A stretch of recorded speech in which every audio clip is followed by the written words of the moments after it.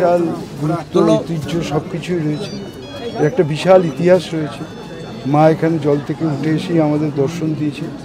তো মন্দিরটা ছিল, আমরা সবাই মিলে চেষ্টা করছি। বর্তমানে আমাদের পৌর প্রতিনিধি সন্দীপ দাস, তিনি মায়ের অত্যন্ত ভক্ত, তিনি তিল তিল করে এটাকে গড়ার চেষ্টা করছেন। আমরা সবাই তার পাশে আছি। মন্দিরের সঙ্গে দাদা দুটো আলাদা রুম দর্শনার্থীর জন্য ব্যবস্থা করা হয়েছে। আমরা সব রকমই মানে যাতে মানুষ আসতে পারেন, বসতে পারেন, তার সব ব্যবস্থাই আমরা করেছি।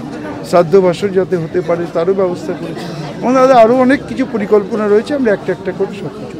দাদা একই সঙ্গে একটা রাস্তারও সংস্কার, হ্যাঁ, সেটা আজকে আমাদের বিধায়ক ফিরদৌসী বেগম, তিনি আজকে যেহেতু মেন রাস্তা বোরাল রোড থেকে এখানে মায়ের মন্দির পর্যন্ত ড্রেনেজ, ওয়াটার সাপ্লাই এবং রেলিং দিয়ে ফুটপাথ করে সুন্দর করে পেপার একদম ম্যাস্টিক রোড তিনি তৈরি করে দিয়েছেন, যাতে সবাই মন্দিরে আসতে পারে। আগামী দিনে কি মন্দির নিয়ে অন্য কোনো বড় কোনো অনেক পরিকল্পনা রয়েছে।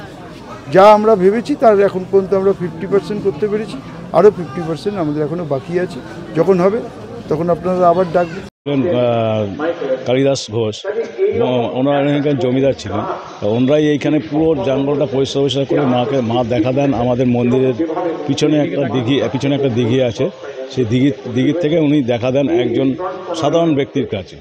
এবং সে মা ত্রিপুরা মা ওখানে একটা শাঁখারিওয়ালা যাচ্ছিলেন, তখন মা ত্রিপুরা মা শাঁখা পড়লেন, বললেন যে আমার সে যার কাছে শাঁখা পড়লেন তার কাছ থেকে পয়সা চাইছিল। তখন বলে আমার বাবা অমুক জায়গায় আছে, সেখান থেকে নিয়ে গিয়ে আপনি যান, গিয়ে বলুন ঝাঁপিতে একটা কড়ি রাখা আছে।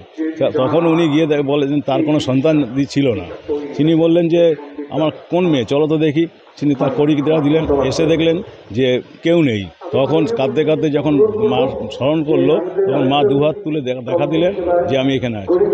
আর এটা কথিত আছে মার বাম করতালুহীন অঙ্গুলিবিহীন করতালু মার আমার এখানেই আছে। মা একটা শক্তিপীঠ এবং এর প্রচণ্ড এর মানে কি বলবো মাহাত্ম্য আছে এবং অনেক বলতে গেলে অনেক লঙার হয়ে যাবে যে জিনিসটা।